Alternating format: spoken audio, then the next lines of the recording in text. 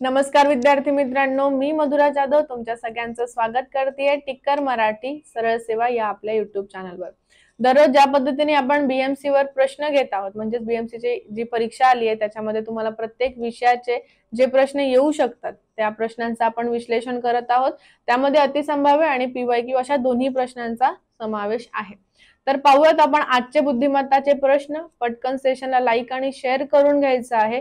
विजेता सिरीज मधला पुढचा आपला दिवस आणि त्याचे प्रश्न। तर पहिलाच प्रश्न आहे आपला आकृतीचा। खालील आकृतीमध्ये चौरसांची संख्या किती? 28, 30, 21, 24 चौरस म्हटलं आहे। काय करायचंय? यांना द्यायचे आहेत नंबर, शेवटांचा गुणाकार 5 दुने 10, उरलेली मोठी संख्या 4 आहे। 1 2 3 4 मध्ये मोठी 4 आहे। 5 दुने 10 अधिक 4 14। एकूण चौरसांची संख्या किती आली आहे? 14 आलेली आहे। आपण घेऊयात पर्याय क्रमांक तिसरा। जर याच्यामध्ये चौकोन म्हटलंच असतं तर यांची सगळ्यांची बेरीज करायची 15, उभ्यांची बेरीज 1 2 3, 15 त्रिक 45, 45 येथील चौकोन, तर चौरस आहे 14च। त्यानंतरचा पुढचा प्रश्न, एका कुस्तीच्या फंडात प्रत्येक पैलवान दुसऱ्या पैलवानाबरोबर एक कुस्ती खेळतो। जर त्या फंडात एकूण 21 कुस्त्या झाल्या असतील तर तिथे एकूण किती पैलवान सहभागी होते किंवा झाले होते? 6, 14, 7, 9। तिथे एकूण किती कुस्त्या झाल्या आहेत? 21। त्या एकूणची दुप्पट करायची आपल्याला। 21 च्या दुप्पट 42। आलेल्याला जवळची आणि मोठी वर्ग संख्या 49, जो कितीचा वर्ग आहे? 7 चा। त्यामध्ये किती कुस्ती स्पर्धक होते? 7 होते। यालाच क्रॉस चेक करून बघा। एकूण 7 स्पर्धक होते।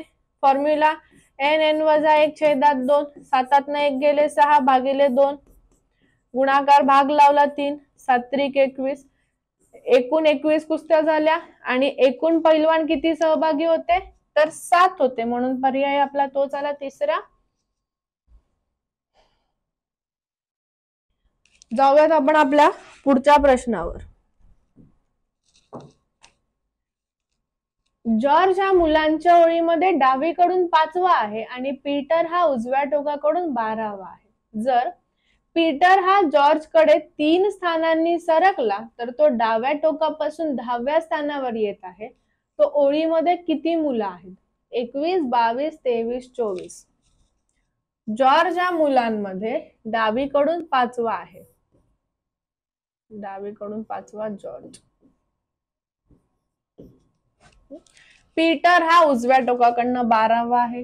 पीटर हा उजव्या टोकाकडनं 12वा आहे। जर पीटर हा जॉर्ज कडे 3 स्थानांनी सरकला, 1 2 3, तर तो काय होतो? डाव्या टोकाकडून 10वा होतो।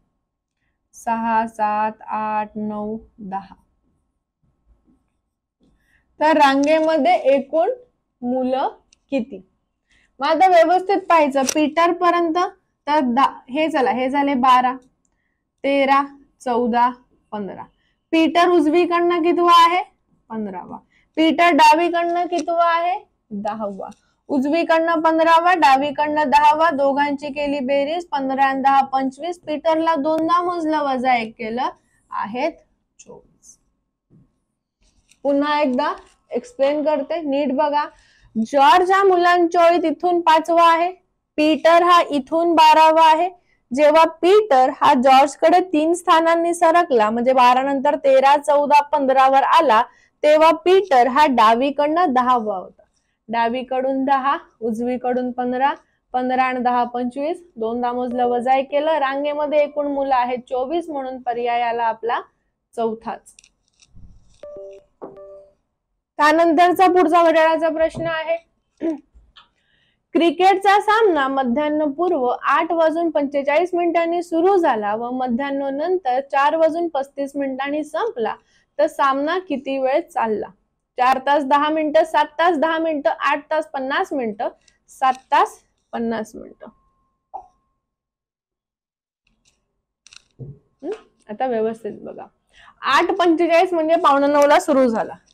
9:15, 9:10, 9:11, 9:12, पाऊण, 9:45, 9:45, 4:45, 4:45. 4:45 ला 10 मिनिटं कमी म्हणजे 8 तासाला 10 मिनिटं कमी काय उत्तर येणार? 7 तास 50 मिनिटं. हे तोंडी झालं. पण आता बघा 8:45 पासून ते 9:45 मिनिटापर्यंत 1 तास झाला. 9:45 ते 10:45 दुसरा तास झाला. 10:45 ते 11:45 अजून 1 तास झाला. 11:45 ते 12:45 1 तास झाला. 12:45 ते 1:45, 1:45 ते 2:45, 2:45 ते 3:45 आणि 3:45 ते 4:35च आहेत. म्हणजे 50 मिनिटं. मोजा 1 2 3 4 5 6 7. एकूण किती असणार? 7:50 मिनिटं म्हणजे 7 तास 50 मिनिटं आपला हा सामना झाला. पुढचा प्रश्न नातेसंबंधाचा. शेजारच्या व्यक्तीची ओळख करून देताना एक स्त्री म्हणाली, त्यांचे वडील हे माझ्या वडिलांच्या एकुलत्या एक मुलीचे सासरे आहेत, तर त्या स्त्रीचं त्या व्यक्तीशी नातं काय? नवरा बायको, सासू जावई, सून सासरा, भाऊ बहीण. आता बघा शेजारच्या व्यक्तीची ओळख करून देताना एक स्त्री काय म्हणाली? त्यांचे वडील म्हणजे त्या व्यक्तीचे वडील.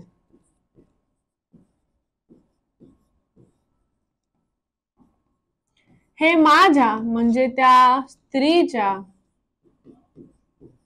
वडिलांच्या एकुलत्या एक मुलीच्या, आपल्या वडिलांची एकुलती एक मुलगी म्हणजे आपण स्वतः किंवा ती स्त्री, त्या स्त्रीचे कोण आहेत? सासरे. आपले सासरे म्हणजे आपल्या नवऱ्याचे वडील, म्हणजे ही व्यक्ती त्या स्त्रीची कोण झाली? नवरा. आणि ती कोण? त्याची बायको. म्हणजे त्या दोघांमध्ये एकमेकांचं नातं काय झालं? नवरा बायकोचं. जेव्हा एकुलते एक येतं तेव्हा ते स्वतःच असतात, हे लक्षात ठेवायचं. जसं त्यांचे वडील माझ्या वडिलांच्या एकुलत्या एक मुलीचे सासरे आहेत, मग तिचेच सासरे म्हणजे तिच्या नवऱ्याचे वडील, त्या दोघांचं नातं झालं नवरा बायकोचं. वयवारीचा प्रश्न पुढचा. अचं आजचं वय ब च्या वयाच्या तिप्पट आहे. दोघांच्या आजच्या वयांची बेरीज 28 वर्ष असल्यास अचं 3 वर्षानंतरचं वय किती? 14, 18, 21, 24. अचं आजचं वय ब च्या वयाच्या तिप्पट आहे. ब जर x असेल तर अ 3x असेल. दोघांच्या वयाची बेरीज 28 आहे. 3x अधिक x बरोबर 4x बरोबर 28. x ची किंमत आली 28 भागिले 4. x किती आलं? 7. ठीक आहे. अचं 3 वर्षानंतरचं वय अ किती आहे? 3x. 21 आजचं आहे पण 3 वर्षानंतर 21 अधिक 3 किती होतात? 24. अचं 3 वर्षानंतरचं वय किती येणार? 24 वर्ष येणार आणि म्हणून पर्याय क्रमांक आपला चौथा येणार आहे. त्याच्यानंतरचा पुढचा प्रश्न कॅलेंडर. 4 एप्रिल 1998 रोजी सोमवार होता, तर 3 नोव्हेंबर 1987 रोजी कोणता दिवस असेल? मंगळवार, बुधवार, गुरुवार, शुक्रवार. आता 4 एप्रिल 3 नोव्हेंबर 1987 चा वार विचारला आहे, तर 4 एप्रिल 1998 चा वार दिलेला आहे. बरोबर आहे.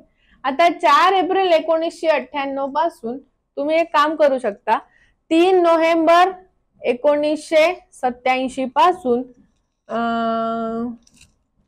तुम्ही 88 चा वार काढून घ्या आधी आणि मग तिथून तुम्ही 4 एप्रिल 1998 चा वार काढा किंवा त्यांनी जो दिला आहे सोमवार.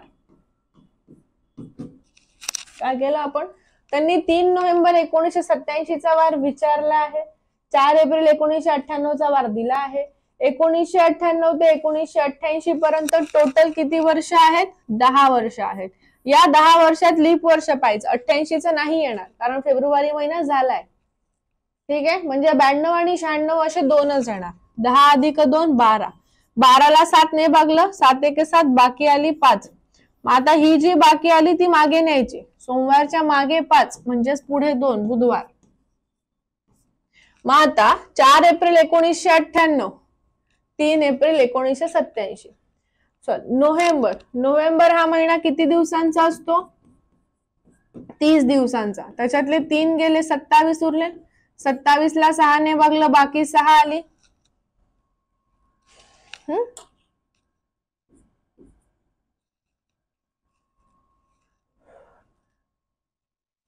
त्याच्यानंतर डिसेंबर 31चा महिना आहे, 7 ने भागलं 3 आली. जानेवारी 31चा महिना आहे, 3 आली.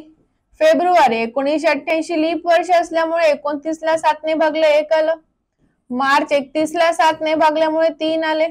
आणि एप्रिलचे तर 4च दिवस म्हटले. सगळ्यांची बेरीज करा.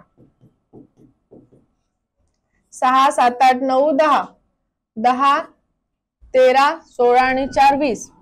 20 ला 7 ने भागलं, बाकी आली 6. पुन्हा बुधवारच्या मागे 6 वार म्हणजेच पुढे 1 वार. उत्तर काय आलंय आपलं? गुरुवार. पुन्हा एकदा प्रश्न एक्सप्लेन करते, नीट समजून घ्या.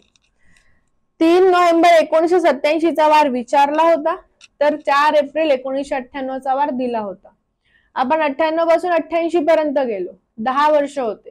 त्यामध्ये लीप वर्ष पाहायचे. 88चं लीप वर्ष इथे वरती होईल, याच्या दोघांमध्ये काउंट नाही होणार कारण फेब्रुवारीचा महिना झाला आहे म्हणून.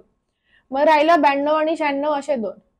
10 2 12, 12 ला 7 ने भागलं, बाकी आली 5. आता एप्रिल 98 पासून 88 ला जातोय मागे, म्हणून सोमवारच्या मागे 5 वार. रविवार, शनिवार, शुक्रवार, गुरुवार, बुधवार आला. मग आता 4 एप्रिल 1988 पासून आपण 3 नोव्हेंबर 1987 चा वार काढायचा. नोव्हेंबरचे 3 दिवस संपले, 27 उरले. 27 ला 7 ने भागलं 6. डिसेंबर 31 असल्यामुळे 3, जानेवारी 31 असल्यामुळे 3. फेब्रुवारी 1988 आहे, लीप वर्ष, 7 ने भागलं, बाकी 1 आली. मार्च 31 आहे, 7 ने भागलं 3, तर एप्रिलचे 4च दिवस दिले.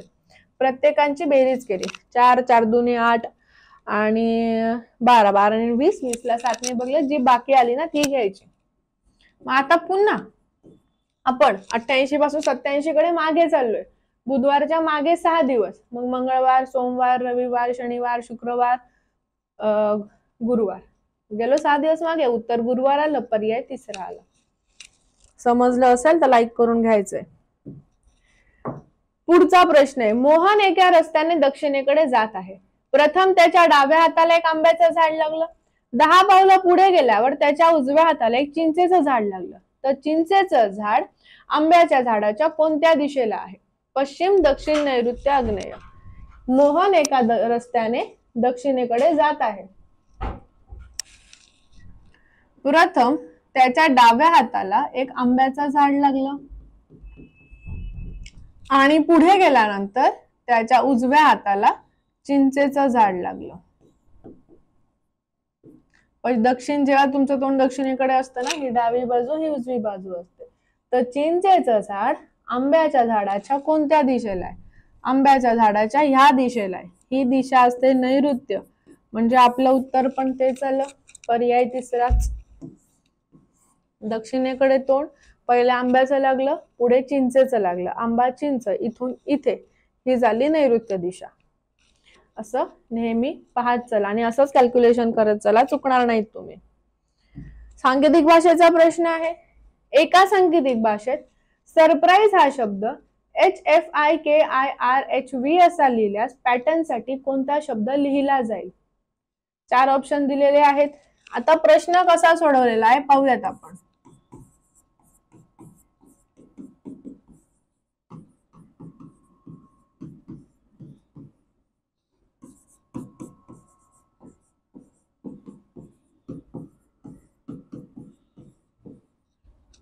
सरप्राईज,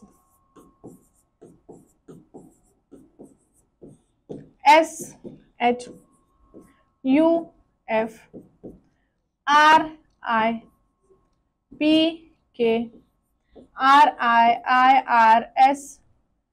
आणि EV एकमेकांच्या विरुद्धचं पद किंवा एकमेकांच्या समोरासमोरचं पद घेतलंय. मग आता आपल्याला त्यासाठी पॅटर्न या शब्दासाठी पाहायचंय.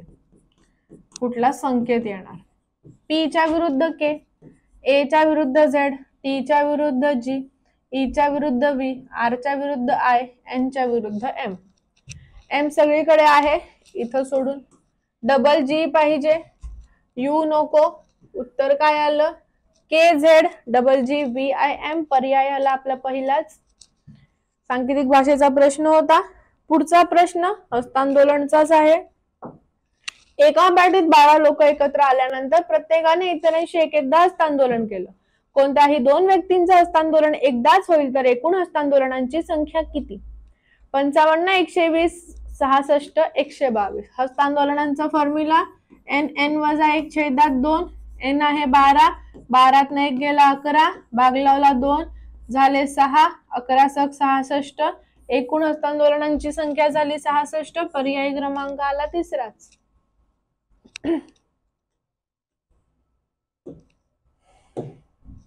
पुढचा प्रश्न आहे आपला बैठक व्यवस्थेत. खालील माहिती काळजीपूर्वक वाचा आणि खाली दिलेल्या प्रश्नाचं उत्तर सांगा. M, N, P, Q, R, S आणि टी हे 7 व्यक्ती केंद्रस्थानी तोंड करून वर्तुळाभोवती बसलेले आहेत. 7 व्यक्ती आहे, वर्तुळ आहे, वर्तुळ काढून घ्या आणि त्यांना 1, 2, 3, 4, 5, 6, 7 दिलं. पी हा एसच्या डावीकडे दुसरा आहे. पी हा एसच्या डावीकडे पहिला दुसरा असून एमच्या उजवीकडे तिसरा आहे. पहिला दुसरा तिसरा. टी आणि एस टी एसच्या डावीकडे तिसरा आहे. एसच्या डावीकडे पहिला दुसरा तिसरा टी आहे.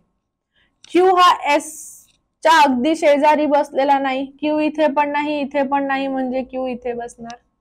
एन हा एम च्या अगदी शेजारी नाही. एन आणि एम बाजूला बसलेले नाहीयेत. उरला कोण? P, Q, R. प्रश्न काय विचारलाय? एन च्या उजवीकडून तिसरा कोण? एन च्या उजवीकडे पहिला दुसरा तिसरा. बरोबर आहे का? नाही. उजवी बाजू प्रत्येकांची ही असते. एन च्या उजवीकडे पहिला दुसरा तिसरा कोण आहे? एम आहे. म्हणून उत्तर आपलं येणार पर्याय पहिला एम. उजवं डावामध्ये कन्फ्युज होऊ नका. समजलं असेल तर लाईक करत चला आणि कमेंट मध्ये सांगत चला कसे आहेत प्रश्न. पुढचा प्रश्न. एका लॉज मध्ये 50 बॉक्स आहेत. त्यापैकी 20 ब्लॉक्स एक खोली असलेले तर 30 ब्लॉक्स 2 खोल्या असलेले आहेत. एकूण ब्लॉक्स पैकी निम्म्या ब्लॉक्स मध्ये टेबल खुर्च्या आहेत. बरोबर. 50 ब्लॉक आहेत. त्या 50 ब्लॉक पैकी 20 हे एक खोली असणारे आहे तर 30 हे 2 खोली असणार आहेत. 50 पैकी 25 म्हणजे 50 निम्मे 25 मध्ये काय आहे तर टेबल खुर्च्या आहेत. फक्त 10 ब्लॉक मध्ये खाटा आहेत. 15 ब्लॉक मध्ये पंखे आहेत. 20 ब्लॉक मध्ये मच्छरदाणे आहेत. या सर्व माहितीवरून खालीलपैकी कोणतं विधान निश्चित सत्य आहे असं तुम्ही म्हणू शकाल. सर्व सिंगल रूम मध्ये मच्छरदाणी आहे. आपल्याला माहिती नाही. मच्छरदाणी इथे पण असू शकते, इथे पण. कंपल्सरी नाही 20 मच्छरदाणी आहे तर 20 रूम आहे तर सगळ्या सिंगल रूम मध्येच देणार. आपण निश्चित सांगू शकत नाही. काही डबल रूम्स मध्ये पंखे आहेत. पंखे 15 रूम मध्ये त्याच्यात सिंगल आहेत का डबल आहेत का फक्त सिंगल आहेत हे पण आपल्याला माहिती नाही. काही डबल रूम मध्ये टेबल खुर्च्या आहेत. टेबल खुर्च्यांची संख्या किती आहे? 25 आहे. यात 25च्या 25 डबल रूम मध्ये असतील किंवा 25 पैकी 20 जरी डबल सिंगल रूम मध्ये गेले तरी 5 तर डबल रूम मध्ये असणारच आहे. 5 असतील, 25 असतील, 1 असेल, 2 असेल, म्हणजे 5च्या खाली नाही, 5 पेक्षा जास्त, 6 ते 25 पर्यंत, 5 ते 25 कितीही खुर्च्या असतील. म्हणजे एवढं तर फिक्स आहे की 25 रूम आहेत टेबल खुर्च्यांच्या, त्यापैकी काही किंवा सर्व रूम या डबल खुर्च्यांचा असू शकतात. काही तर फिक्स आहे.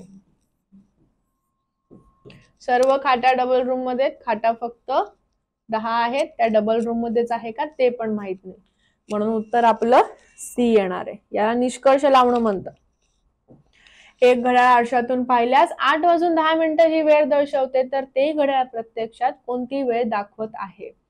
3:10, 3:50, 4:10, 4:50. काय करायचं? 11:60 मधून दिलेली वेळ वजा करायची. 8, 9, 10, 11, 50. उत्तर येणार 3:50. त्या घड्याळात 3:50 झालेत, आरशात 8:10 वाजल्यासारखे दिसत आहेत. पुढचा प्रश्न. एका समारंभास एक गृहस्थ, त्यांची पत्नी, 4 विवाहित मुलं, सर्व सुना, प्रत्येकी 3 मुलांसोबत उपस्थित होते. त्या गृहस्थांची 12 नातवंडेही त्या समारंभात उपस्थित होती. तर त्या समारंभास एकूण किती मंडळी उपस्थित होत्या? 25, 44, 22, 32. आता 12 नातवंड हीच आहेत. ठीक आहे. 4, 4, 8, 9, 10 आणि 12. एकूण किती झाले? 22.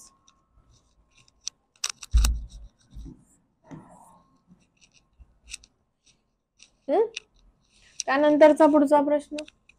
अ 15 वर्षापूर्वी वय 30 वर्ष होत, तर तो किती वर्षांनी? 60 वर्षांचा होईल. 20, 30, 25, 15. अ 15 वर्षापूर्वी वय 30 होतं. आज त्याचं वय झाले 30 अधिक 15 45. तो 60 वर्षांचा होणार कधी? 15 वर्षांनी. म्हणजे अजून 15 वर्षानंतर तो होणार 60 वर्षांचा.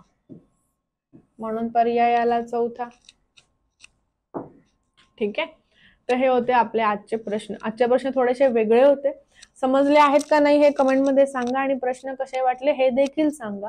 बाकी प्रश्नांचं स्पष्टीकरण मी तुम्हाला व्यवस्थित दररोज देत राहील.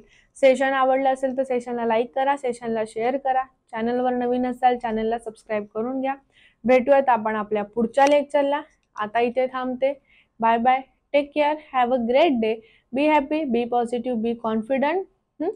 थँक्यू सगळ्यांना. आणि तुम्हाला जर एखाद्या पर्टिक्युलर टॉपिकवर प्रश्न पाहिजे असतील तर ते सुद्धा तुम्ही आपल्याला कमेंट सेशन मध्ये सांगू शकता. मग आपण त्यावर एक्स्ट्रा प्रश्न घेऊया. ठीक आहे. चला, थँक्यू.